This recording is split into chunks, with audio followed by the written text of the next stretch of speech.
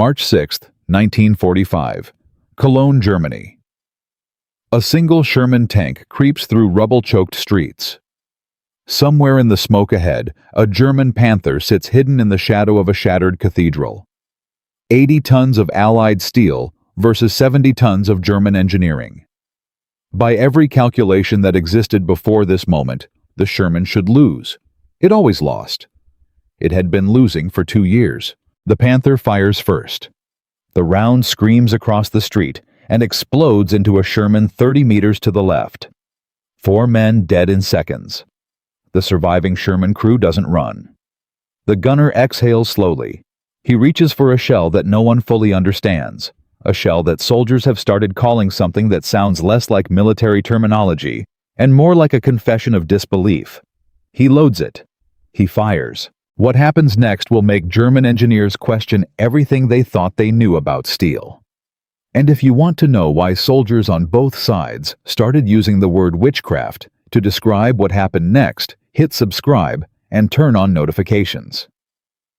Because this story is one of the most extraordinary and least told chapters of the entire Second World War. Stay with us.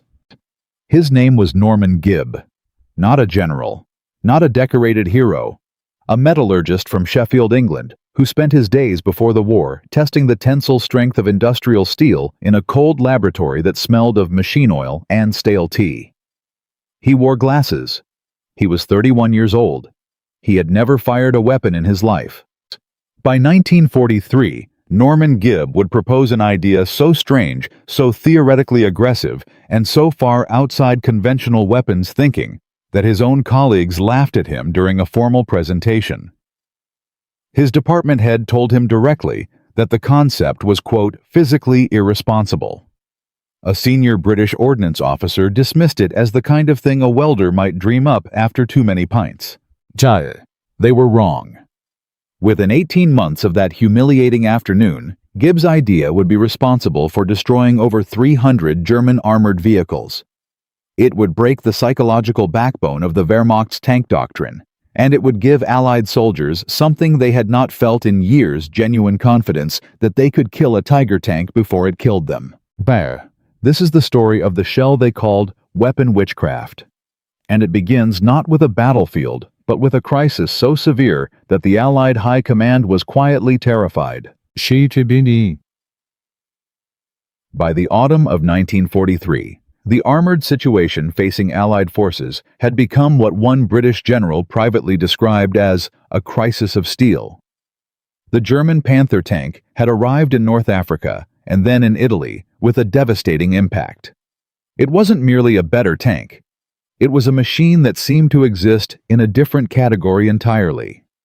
Its sloped frontal armor, 75 to 80 millimeters thick and angled at 55 degrees, deflected virtually every standard Allied anti-tank round fired from realistic combat ranges. The famous British 6-pounder gun, which had been considered adequate as recently as 1942, now bounced rounds off Panther frontal plating like stones skipping off concrete. American forces in Italy filed report after report describing the same experience. Sherman tanks, equipped with their standard 75mm gun, needed to close to within 200 meters of a Panther to have any realistic chance of penetration, and that was targeting the side armor, not the front. In practical combat, getting to 200 meters against a Panther meant crossing open ground under fire from a gun that could reliably kill a Sherman at over 1,000 meters. The math was murderous. Then the Tiger arrived in numbers, and then the Tiger II. A tank so heavily armored that British intelligence initially refused to believe German production figures. Its frontal plate was 150 millimeters thick. At normal combat ranges, there was no Allied weapon in mass production capable of defeating it head-on. Tank crews began keeping informal tallies. How many rounds does it take to kill a Tiger? The answers were demoralizing. Sometimes 10, sometimes 15. Sometimes more if the angles were wrong. Sometimes it never happened at all. Between July 1943 and March 1944, Allied armored losses in Italy and North Africa directly attributable to engagement with Panther and Tiger class vehicles ran into the hundreds. Individual tank crews developed what officers quietly called Tiger fear, a conditioned hesitation, before engaging German heavy armor. A split-second pause rooted in the rational understanding that they were probably about to die. In warfare, a hesitating crew is often a dead crew. The problem was not morale. The problem was mathematics, and nobody had solved the mathematics yet. British ordnance teams had been experimenting with higher velocity rounds, with harder tungsten cores, with modified propellant charges. Some solutions offered marginal improvement. None offered decisive penetration against frontal Panther or Tiger armor at practical combat ranges. The Americans were exploring similar lines with their own research teams. Progress existed. Breakthrough did not.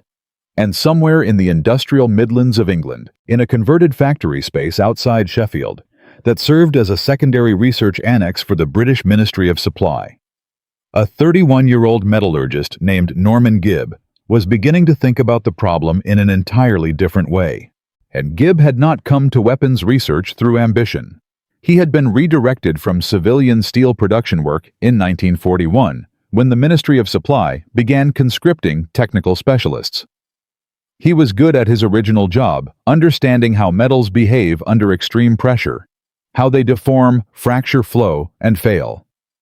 He spent his days in a laboratory analyzing the structural properties of tank armor samples, feeding data to engineers who used it to refine penetration formulas.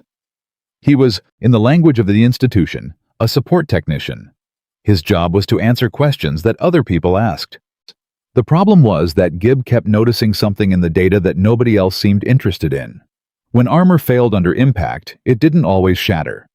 Under certain very specific conditions of pressure and velocity, the steel plates seemed to transition momentarily through a state that his training told him was theoretically possible, but practically irrelevant.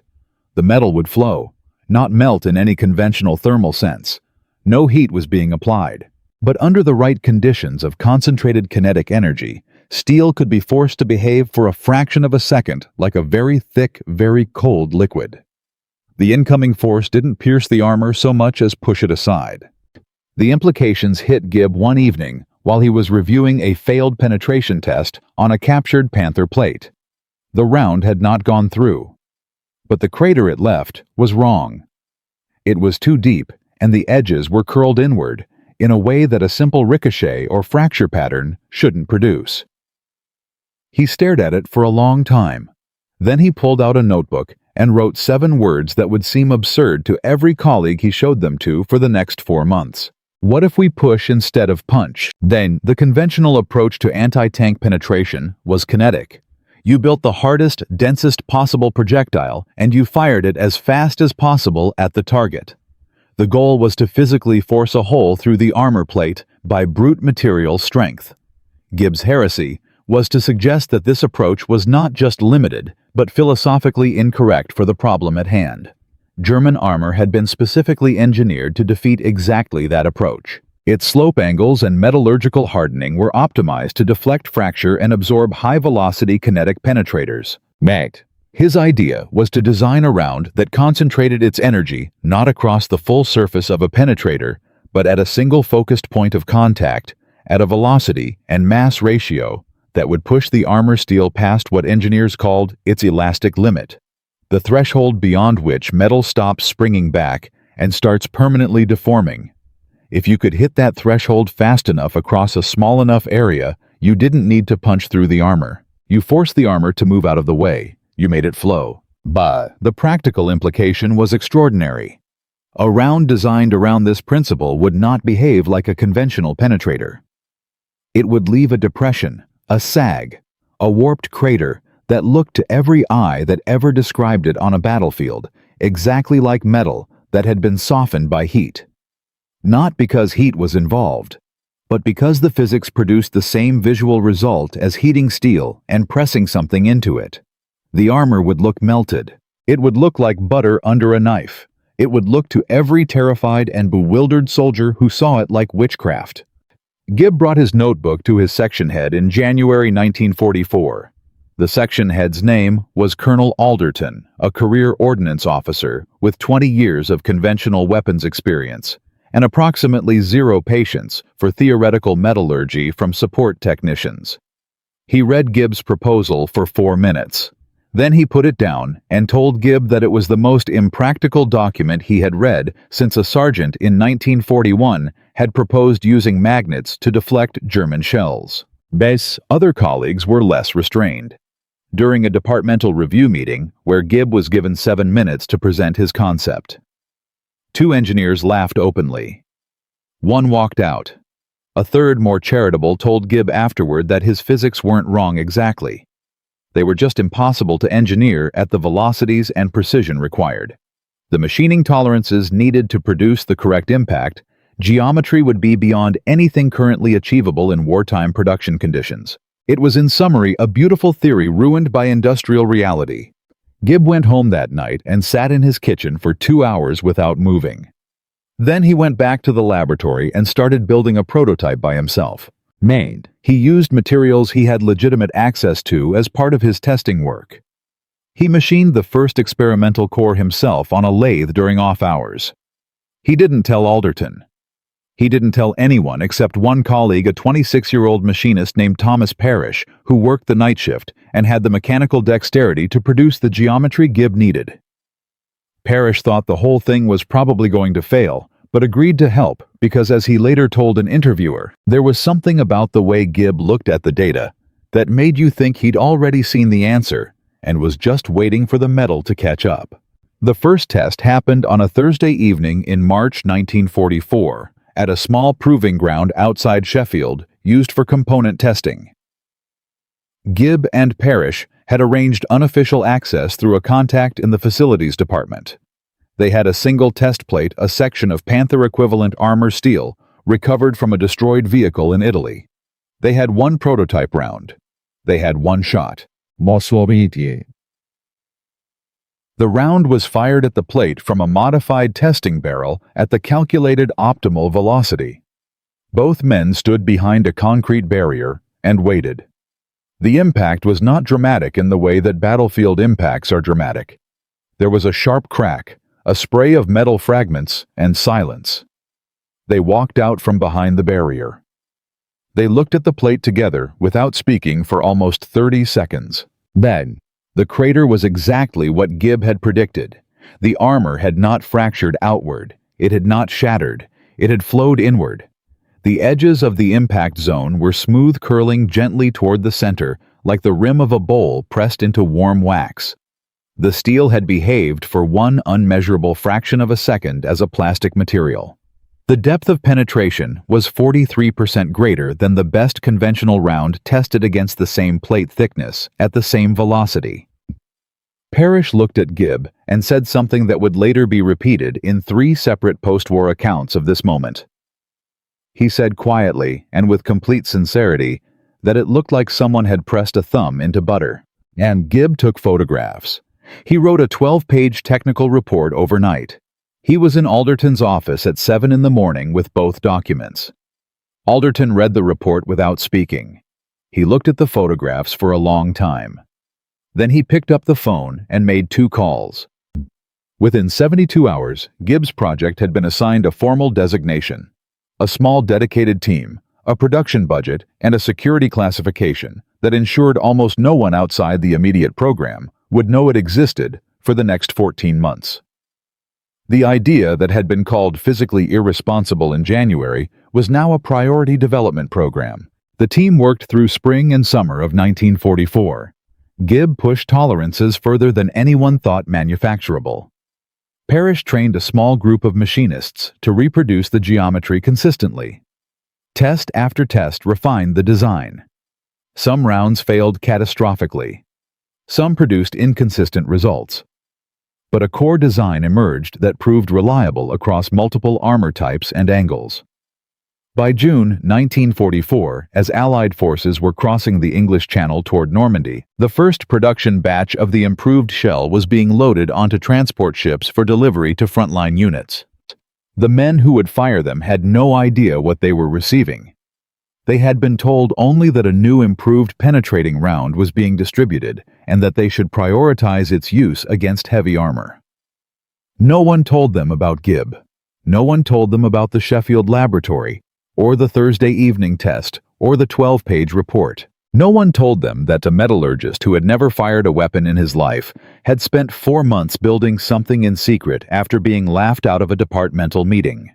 They would find out what the shell could do the first time they fired it, and the first time they fired it, their reaction would be the same as Parrish's in that proving ground.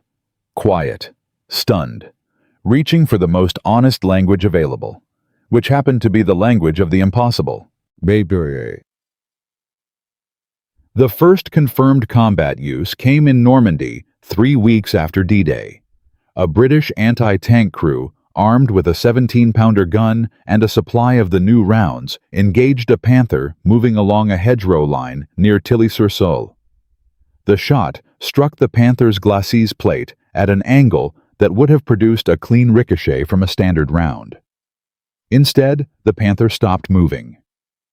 When infantry reached the vehicle an hour later, the armor at the impact point had caved inward in a smooth-flowing depression that no one in the crew had ever seen before on any tank wreck. The sergeant commanding the anti-tank crew wrote a 2-sentence field report that became, without anyone intending it, to the founding document of a battlefield legend. He wrote, "Round struck frontal armor and appeared to deform it inward rather than penetrate or deflect. Effect unlike any previous armor strike observed by this crew. Unlike any previous armor strike observed by this crew." By the time those words made it up the chain of command and into the hands of a British intelligence officer who understood exactly what they meant, similar reports were already arriving from 3 other frontline sectors. The shell was working. It was working beyond the most optimistic projections.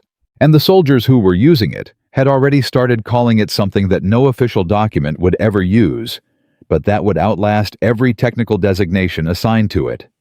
They were calling it witchcraft, and the Germans had no idea what was hitting them, but they were about to find out. Because in the weeks ahead, as Allied forces pushed deeper into France and the shell began appearing in the hands of American tank crews for the first time, the engagements would escalate from individual tank kills to something that would shake the entire foundation of German armored doctrine. And in Part 2, we follow the shell into the Falaise Pocket, where the greatest single concentration of German armor in France will come face to face with Gibbs' impossible idea at point-blank range. Dozens of tanks, hundreds of rounds, and a reckoning that German commanders would describe in their own after-action reports, using a word that no military officer wants to put in writing: panic. Last time, a Sheffield metallurgist named Norman Gibb built a forbidden idea in secret, fired 1 prototype round at a captured Panther plate, and watched steel flow like warm clay. The result was 43% deeper penetration than anything the British Army had tested before. By June 1944, the first production shells were crossing the Channel toward Normandy, and the first combat use near Tilly-sur-Seulles left a sergeant writing words that would echo through every frontline unit in France. Effect unlike any previous armor strike observed by this crew. But getting a shell to work in a field test is one thing. Getting the British Army to trust it is something else entirely. Because standing between Norman Gibb and full deployment was a man who had spent 30 years deciding what weapons British soldiers carried into battle. And that man had already made his decision. His name was Brigadier Harold Fenwick, head of armament procurement for the 21st Army Group. He was 54 years old. He had served in the First World War, survived the Western Front, and spent the decades between the wars building a career on the principle that soldiers needed reliable, proven equipment, not laboratory experiments from civilians who had never heard a shot fired in anger. He was not a stupid man. He was in the worst possible way for Norman Gibb, a very intelligent man who had made up his mind. Fenwick had reviewed Gibb's technical summary in late May 1944. His written response, recovered post-war, was 3 sentences. The penetration claims exceed what physics supports at the proposed projectile mass. The manufacturing tolerances described are not achievable under current production constraints. This proposal should not proceed to field evaluation. Gibb was informed of the decision by Colonel Alderton on a Tuesday morning. He stood in Alderton's office and read the 3 sentences twice. Then he said something that Alderton later described as the calmest and most unsettling response he had ever heard from a subordinate. Gibb said, "He's wrong about the physics, and the production tolerances are already being met. We have 700 rounds in crates at Southampton." Alderton stared at him. "You went into production before approval." "We went into production when the first extended trials confirmed performance," Gibb said. "I assumed approval would follow the evidence." It had not. And now Gibb had 700 unauthorized shells, a procurement chief who considered the project closed, and a front line in Normandy, where British tank crews were dying in Shermans that couldn't kill Panthers from the front at any practical range. The 30th of June, 1944. Allied casualties in Normandy had exceeded 37,000 men in less than a month. German Panther and Tiger engagements accounted for a disproportionate share of armored vehicle losses. Fenwick knew the numbers. He had chosen not to change his mind. Gibb spent 4 days writing a new document, not a technical report, a casualty analysis. He cross-referenced German armor engagement records with Allied tank loss figures and produced a single statistic that he put at the top of the first page in the largest type his typewriter could produce for every Panther engaged frontally with current ammunition. Allied forces expended an average of 11 rounds and lost 0.7 vehicles. Gibb's shell, based on extended trials, required an average of 1.4 rounds per kill, with 0 vehicle losses in the test engagement sequence. He delivered this document to Fenwick's office personally.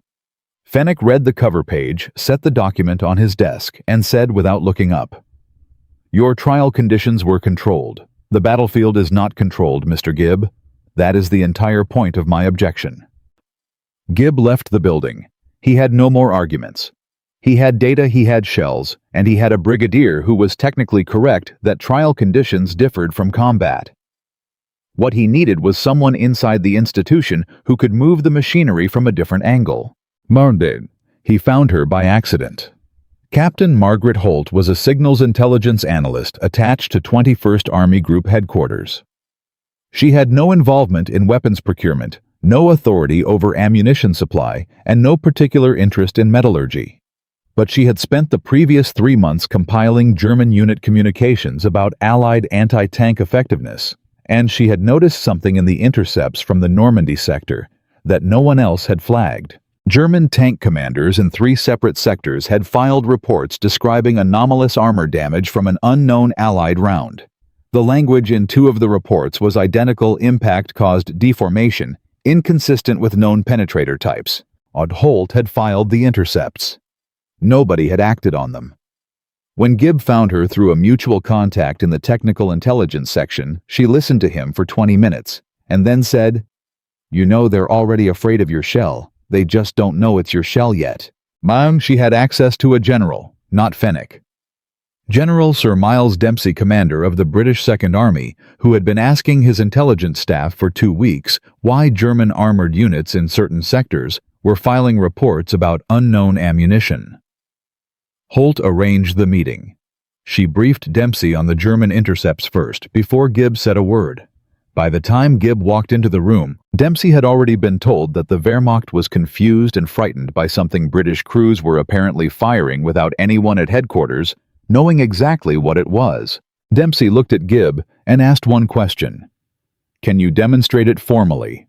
In front of witnesses I select?" Gibb said yes.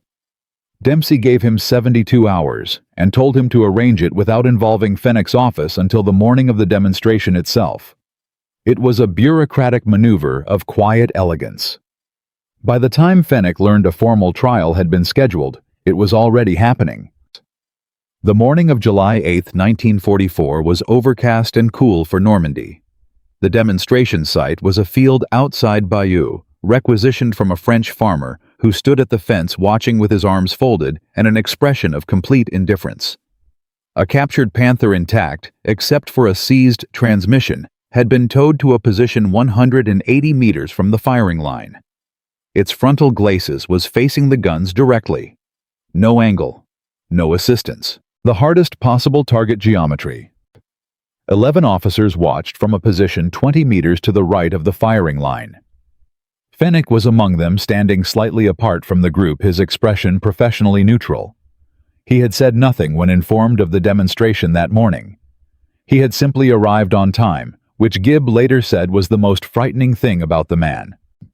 2 weapons were prepared: a standard 17-pounder with conventional armor-piercing ammunition and an identical gun loaded with Gibb's shell. The conventional round went first. It fired. It struck the Panther's glacis at a slight angle. The round deflected upward and left a visible gouge in the surface of the armor approximately 8 millimeters deep. The Panther sat undamaged.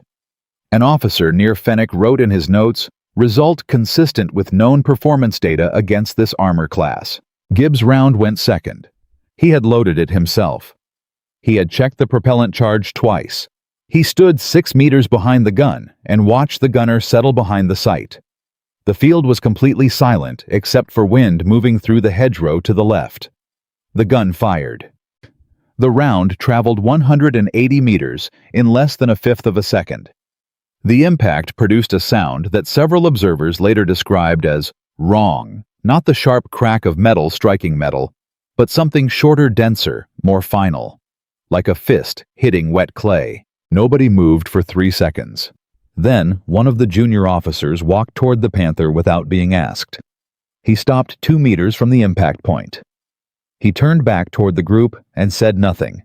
His expression said everything. Gibb walked forward. The glacis plate at the impact point had deformed inward, not shattered, not perforated, deformed. The steel had flowed around the point of contact in a smooth depression approximately 22 centimeters across and 19 centimeters deep at center, with the edges curling inward in the same way that Parrish had described in Sheffield 4 months earlier. It looked like someone had pressed a thumb into warm butter.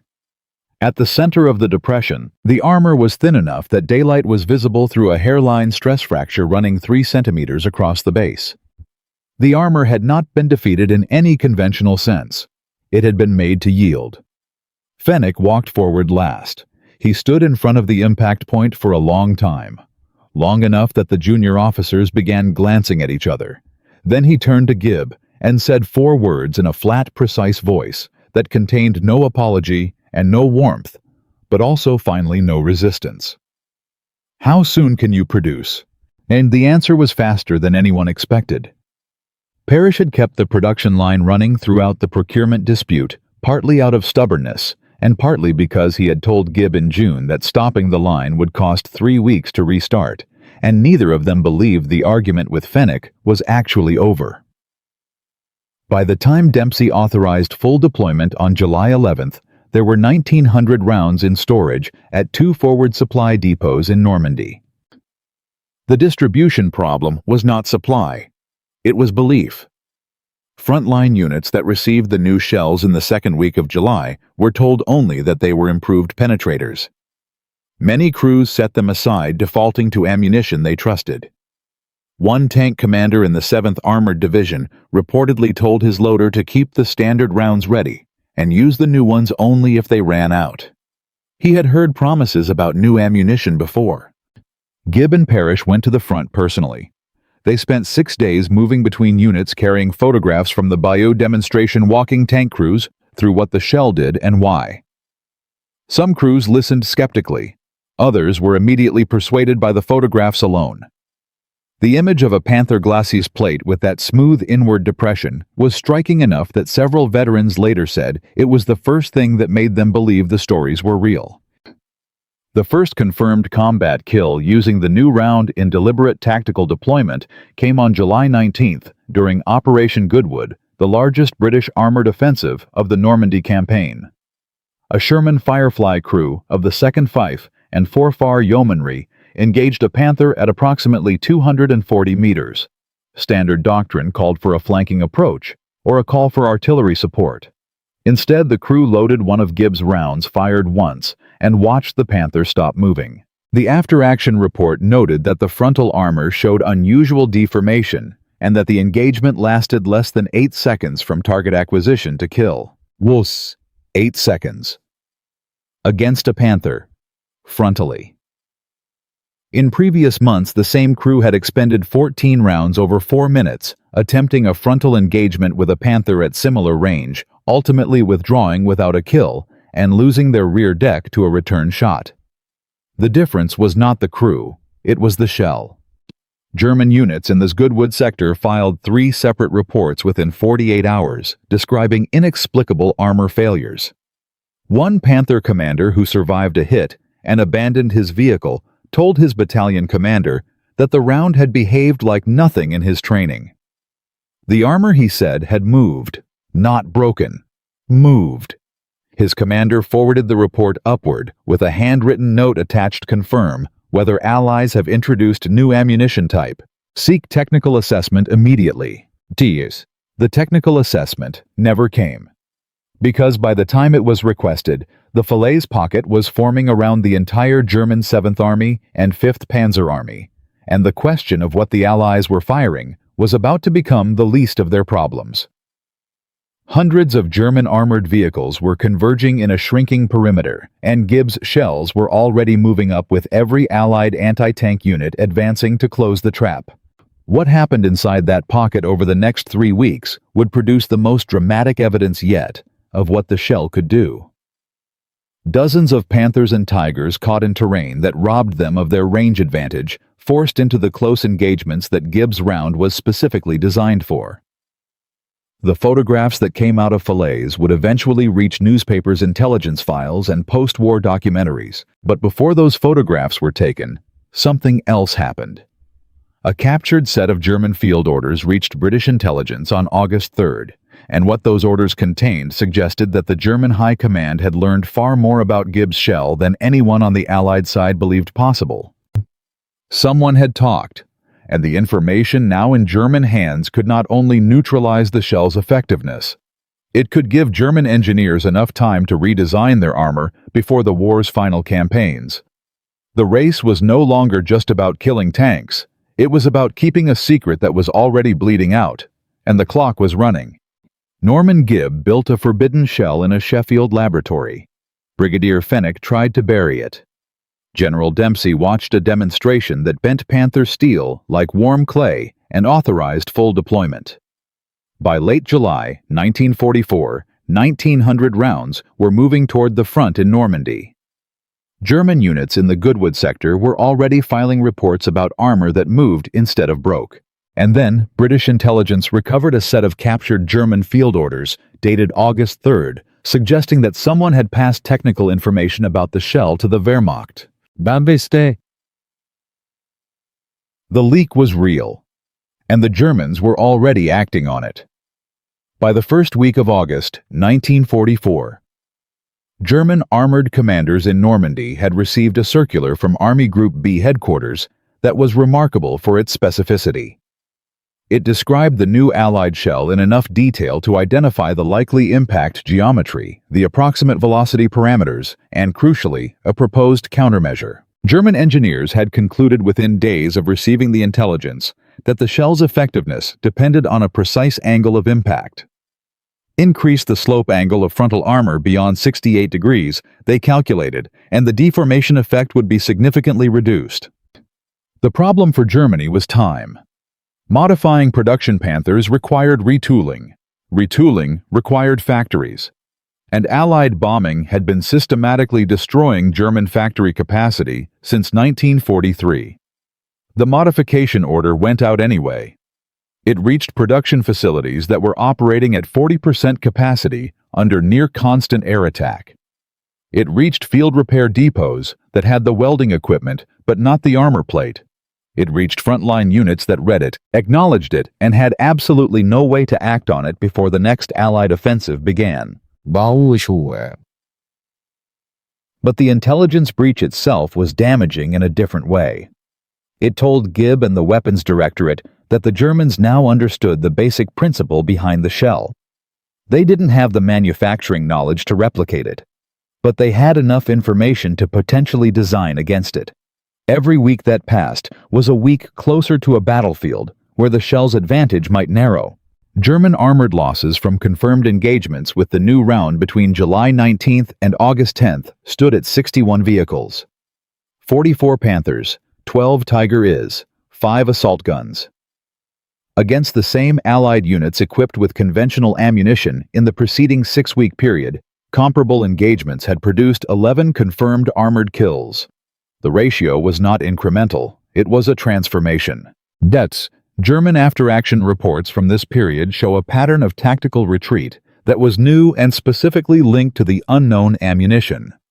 Units that had previously held ground against numerically superior Allied armor began withdrawing at first contact. 3 separate Panther Battalion commanders filed reports recommending that frontal engagement with Allied tanks be avoided entirely until the new round was better understood. One report, from a major commanding a Panther company near Ivry, stated flatly that his crews had lost confidence in their frontal armor and that this loss of confidence was affecting combat decision-making at every level. Mine. That sentence. Loss of confidence in frontal armor. That was exactly what Gibb had set out to create in a Sheffield laboratory with a notebook and a lathe and the certainty that the physics were right when everyone told him they weren't. WWII. But the week after the intelligence breach produced a different kind of problem. On August 7th, a supply truck carrying 400 rounds of the new ammunition was destroyed in a German air attack on a forward depot near Falaise. The explosion was larger than expected. Far larger. The detonation chain reacted through the stored rounds and leveled a section of the depot, killing 11 British soldiers and destroying 2 adjacent supply vehicles. Nobody had anticipated the sympathetic detonation risk at that storage density. Nobody had written a protocol for it. Fenwick moved immediately. He suspended forward distribution of the remaining stocks pending a safety review and filed a formal incident report to Army Group Headquarters that named Gibb's team as responsible for inadequate safety assessment. The language was careful, but the implication was direct. The shell had been rushed into deployment without full evaluation. The depot explosion was evidence of systemic failure in the approval process that Fenwick had tried to slow down for exactly this reason. Gibb read the report in a tent outside Bayeux on the evening of August 9th. He sat with it for a long time. Then he found Parrish and told him what it said. Parrish's response was characteristically direct. He said, "Is he wrong about the storage density?" Gibb said no. He wasn't wrong about that. The safety review took 11 days. 11 days, during which the Falaise Pocket was closing around the German 7th Army, and forward units were screaming for resupply of the one round that was demonstrably killing Panthers before Panthers could kill them. The irony was structural. The shell that had overcome institutional resistance, survived a procurement battle, and proved itself in combat was now being held in warehouses, while men died in tanks equipped with ammunition that bounced off German frontal plate. Gibb submitted revised storage protocols within 48 hours of the incident. He accepted the safety failure. He documented the corrected spacing requirements, the temperature limits, the separation distances.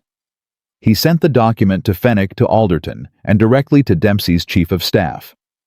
Then he did something that Parrish later said was either brave or reckless, depending on how you looked at it.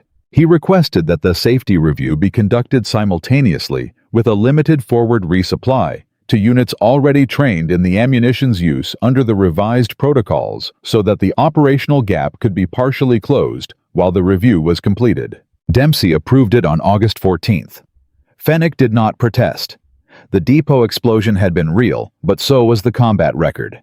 By then, even Fenwick's most loyal supporters in the procurement directorate had seen the engagement statistics. You could argue about storage protocols. You could not argue with 61 armored kills in 3 weeks. The resupply reached the 11th Armored Division on August 16, 1944. 2 days later, the division was committed to one of the most concentrated armored engagements of the entire Normandy campaign. The Falaise Pocket, August 18, 1944. The German 7th Army and remnants of the 5th Panzer Army, approximately 100,000 men and several hundred armored vehicles, were encircled in a corridor between Falaise and Argentan. The Allied ring was tightening from 3 directions. German commanders knew the pocket was closing. They were ordering armored units to punch through the Allied lines at any cost before the gap shut completely. The 11th Armored Division was positioned along the northern edge of the corridor near the village of Saint-Lambert-sur-Dives. At 0540 hours on August 18th, German armored units began moving toward the Allied line in what intelligence later confirmed was a deliberate breakout attempt using concentrated Panther and Tiger formations to force a corridor through the British positions. 17 Panthers, 6 Tiger is. Moving fast, using the pre-dawn darkness and the chaos of a collapsing front. Their crews believed their frontal armor made them effectively invulnerable to anything the British could fire at them from the front at the ranges involved. They had been trained to believe this for years. They believed it right up until the moment the 11th Armored opened fire. The first Panther dies at 0547, a single round. Frontal, 200 meters. The tank stops. Smoke. The crew bails before the second round is even loaded. The second Panther dies at 0549. Same distance, same result. The German column hesitates. In tank warfare, hesitation is catastrophic. The third and fourth Panthers die within 90 seconds of each other as British Fireflies on the left flank engage simultaneously. Both frontal shots. Both produce the same impossible-looking deformation. German tank commanders in the rear of the column are reporting over radio that the lead vehicles are being stopped by a single hit each. Nobody in the column has seen that before. Panthers do not die to a single frontal hit. Except now, they do. Dummy. The German column fractures. Individual tank commanders make individual decisions, which is exactly what you do not want in an armored breakthrough attempt. 2 Panthers try to flank left. A tank destroyer crew that Gibb and Parrish had personally briefed 2 weeks earlier tracks them loads and fires twice. Both Panthers stop within 30 meters of each other. Their armor shows the same smooth inward depression, the same flowing deformation, the same look that a British sergeant had described 9 weeks earlier with the phrase "unlike any previous armor strike." By 0630, the German breakout attempt at Saint-Lambert-sur-Dives has failed completely. 11 Panthers destroyed. 3 Tiger is disabled and abandoned by their crews. 2 German armored vehicles managed to withdraw. The rest of the formation retreated back into the pocket. Not because they were outgunned in the conventional sense. Because their crews believed their frontal armor had failed them, and a crew that does not trust its protection does not fight. Yeah. A corporal in the 2nd Northamptonshire Yeomanry, who participated in the engagement, wrote in a letter home, censored and recovered post-war, "They came at us like they always do, straight on confident. And we fired and they stopped. Just stopped. Like something had gone out of them. I can't explain it better than that." He couldn't explain it. But Gibb could. The armor had been pushed past its elastic limit. The steel had flowed. The crew had seen it from the inside, the inward buckle, the sudden dimming of whatever was possible, and they had gotten out of the tank and surrendered rather than find out what the next round would do. The Falaise Pocket closed on August 21, 1944. German losses inside the pocket included approximately 500 armored vehicles destroyed or abandoned, over 50,000 prisoners, and the effective destruction of 2 entire armies. The new shell was not responsible for all of it. Allied air power artillery and the grinding numerical pressure of the encirclement all contributed. But the armored engagement record from the pocket was unambiguous. Units equipped with Gibbs round destroyed German armor at a rate that was, by this point, not surprising to anyone who had been paying attention. It was simply the new reality. Dumbs. Allied armor loss rates in engagements involving the new shell dropped by 61% compared to equivalent engagements using conventional ammunition in the preceding 8 weeks. German armored unit after-action reports from the pocket repeatedly referenced a new Allied round as a primary factor in tactical decision-making. 4 separate German commanders had recommended avoiding frontal engagement entirely. One had written that the Panther's frontal armor advantage, the central pillar of German armored doctrine since 1943, could no longer be assumed in engagements against Allied tank formations. The Wehrmacht's most trusted tactical principle had been dismantled by a shell that a procurement chief had tried to kill in May. Gibb received a formal commendation from General Dempsey's headquarters on September 3, 1944. It was a single paragraph. It cited his contribution to armored warfare development and his role in the Normandy campaign. It did not mention Sheffield. It did not mention Parrish. It did not mention the 11 days of suspension, the depot explosion, or the 4 months of ridicule in a secondary research annex. Had Parrish heard about the commendation and said that was probably about right for the British Army. Gibb framed it and put it on the wall of his temporary office. Then he went back to work because the war was not over, and the shell needed further refinement for the terrain ahead. German engineers were still trying to understand what they were facing. By September 1944, Wehrmacht Technical Intelligence had produced a detailed assessment of the shell's likely operating principle. They were close.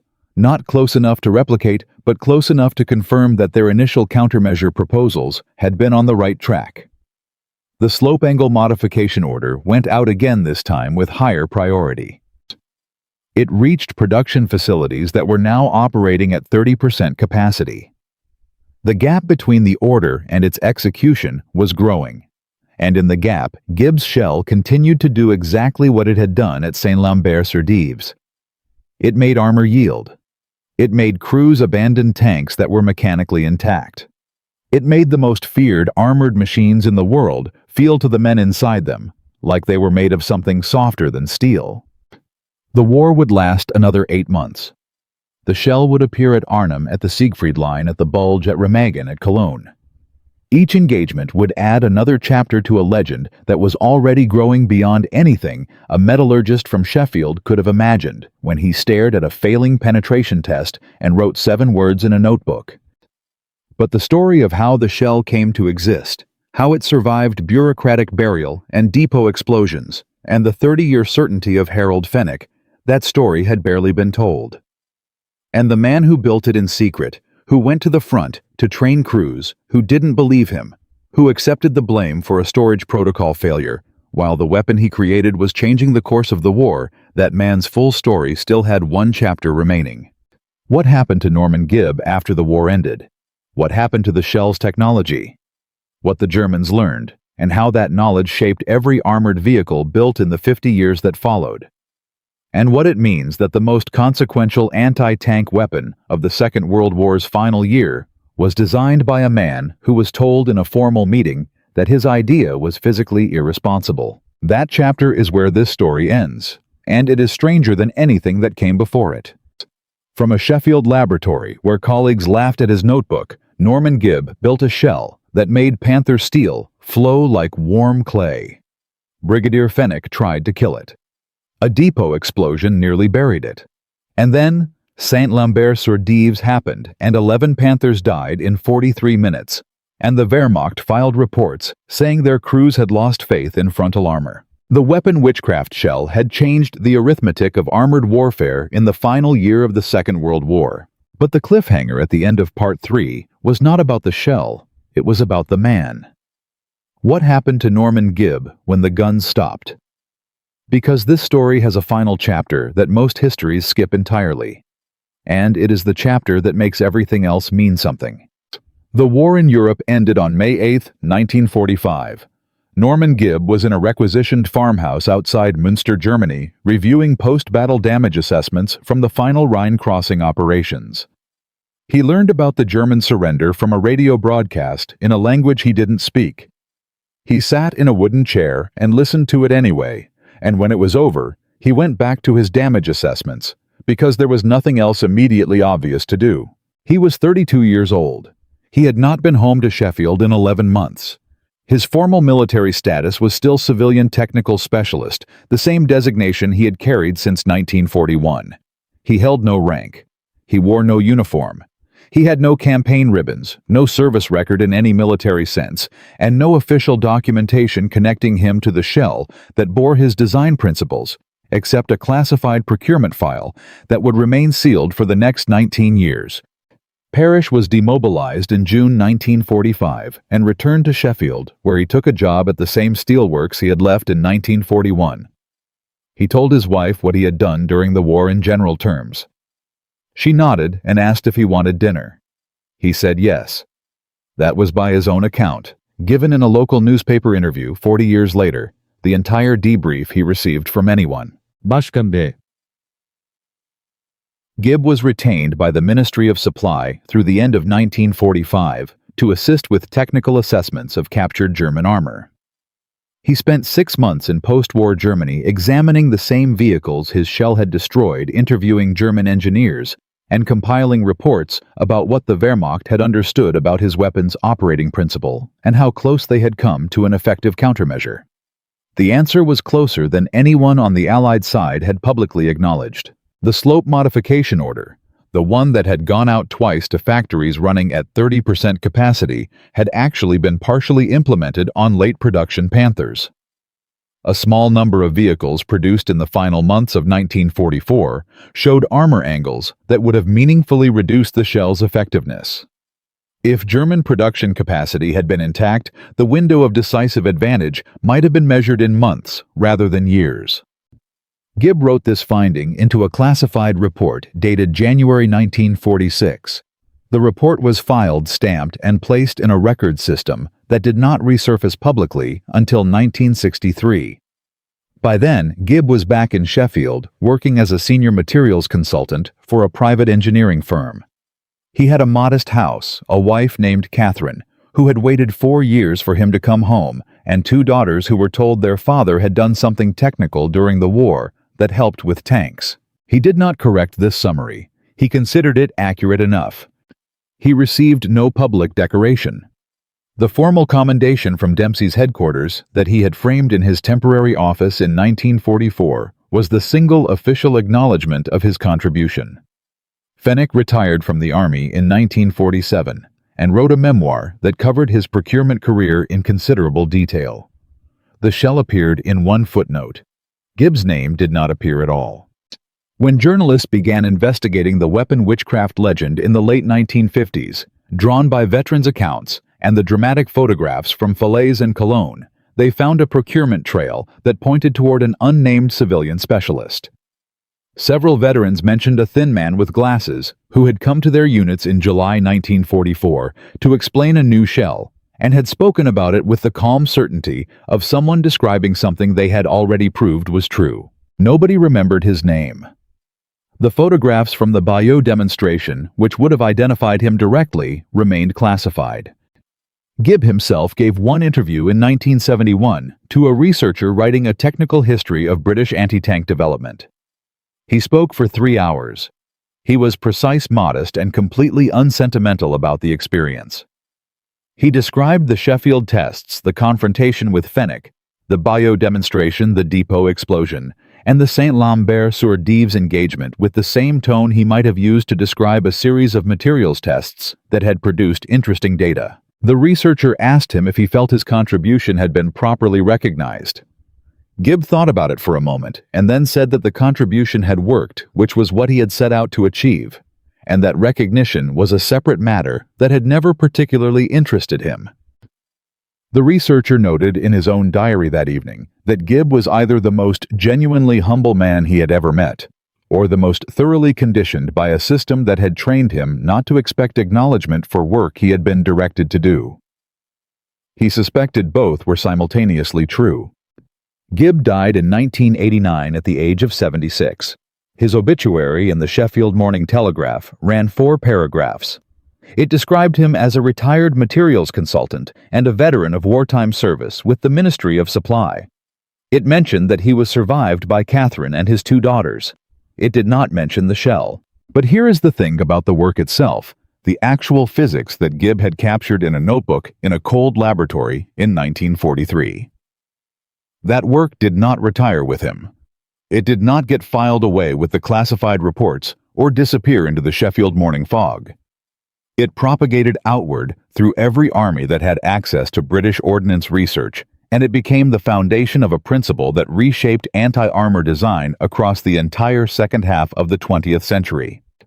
The adiabatic shear principle that Gibb had identified the mechanism by which concentrated kinetic energy could force metal past its elastic limit and into temporary plastic behavior, became central to the development of every subsequent generation of kinetic energy penetrator. the long rod penetrators developed in the 1950s and 1960s, which eventually replaced conventional armor-piercing designs in most major armies, operated on an extended version of exactly the same physics. The German Leopard tank, the American M60, and later the Abrams, the British Challenger. All of them were defended against weapons whose core operating principle traced a direct technical lineage to the shell that Gibb had machined by hand in Sheffield in early 1944. The Soviet Union, which captured significant quantities of destroyed German armor, bearing the shell's distinctive impact signatures, conducted their own post-war analysis and reached similar conclusions to Gibb's. Their kinetic penetrator research program, which produced the rounds used by the T-54 T-62 and ultimately the T-72 and T-80 series, incorporated adiabatic shear calculations that Soviet engineers explicitly credited to analysis of World War II ammunition performance. They did not know Gibb's name. They were working from the same physics. By 1970, the operating principle that a Sheffield metallurgist had described as push instead of punch had been incorporated into the anti-armor doctrine of at least 14 national armies. By 1980, the penetrator designs derived from that principle had been fired in combat in Korea, the Sinai Vietnam, the Indo-Pakistani Wars, and Lebanon. By the time of the Gulf War in 1991, the depleted uranium long-rod penetrators used by American M1A1 Abrams tanks to destroy Iraqi T-72s in engagements where the Iraqis couldn't understand why their armor was failing. Those rounds were operating on physics that Gibb had written down before most of the crews firing them had been born. The armor moved instead of broke. An Iraqi tank commander said almost exactly this in a post-war interview describing his experience of being engaged by an Abrams at a range where he believed his frontal armor made him safe. The phrasing was different. The physics was identical. 47 years after Saint-Lambert-sur-Dives steel was still yielding in ways that seemed wrong to the men inside the vehicles, it was yielding through. The lesson that sits at the center of this entire story is not a military lesson. It is an institutional one. Norman Gibb was not a weapons designer.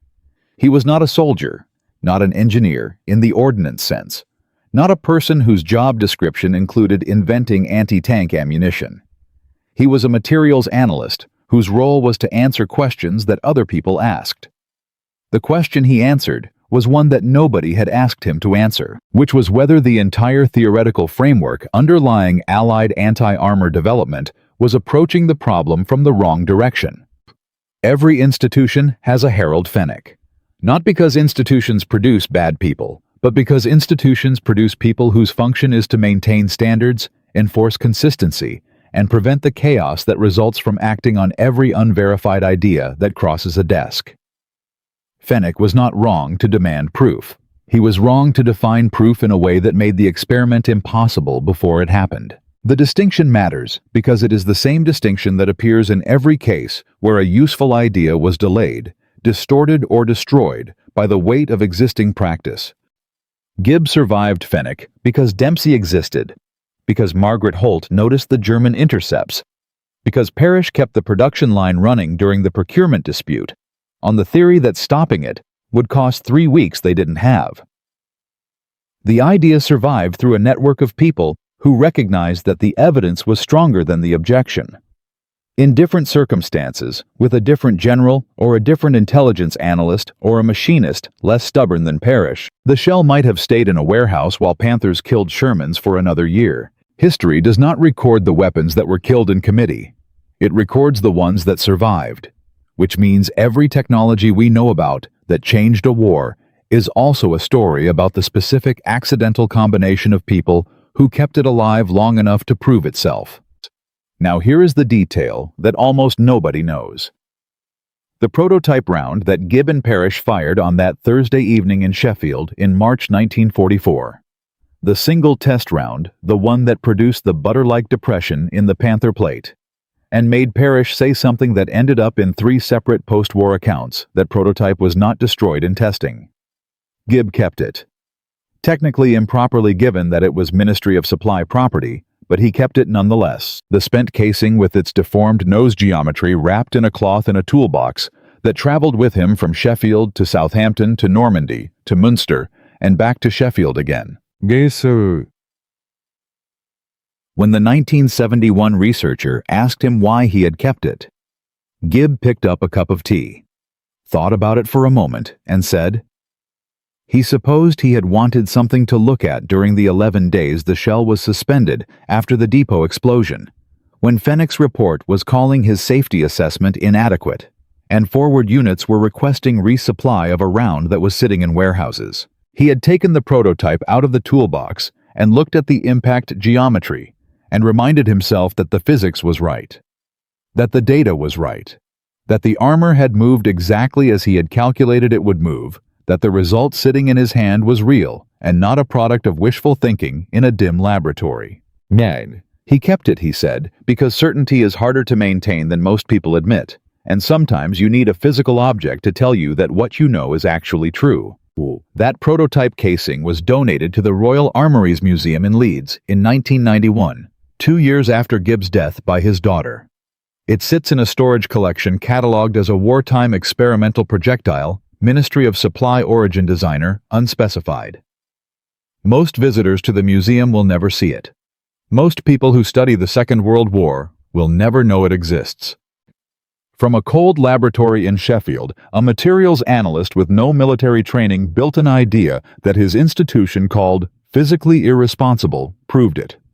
In secret survived a procurement battle, survived a depot explosion, and put a weapon into the hands of Allied tank crews that killed over 300 German armored vehicles, broke the Wehrmacht's confidence in its own frontal armor, and established a physical principle that armed forces around the world are still using today. Norman Gibb saved lives whose number cannot be precisely calculated, changed a war whose outcome was already likely, but whose cost was not yet fixed, and came home to Sheffield with a framed commendation and a spent prototype casing in a toolbox. He was asked once by a grandchild who had heard vague family stories whether he was proud of what he had done during the war. He said he was satisfied with it, which was his way of saying yes, and that he had been right about the physics, which was his way of saying everything. The greatest weapons in history are rarely built by the people history expects to build them. They are built by the people who look at a failing test result and ask a different question. If you have stories of other forgotten innovators, overlooked inventions, or ideas that changed wars and never made the history books, share them below. There are hundreds of Norman Gibbs in the history of every conflict, and most of them are still waiting to be found, because steel can be made to yield.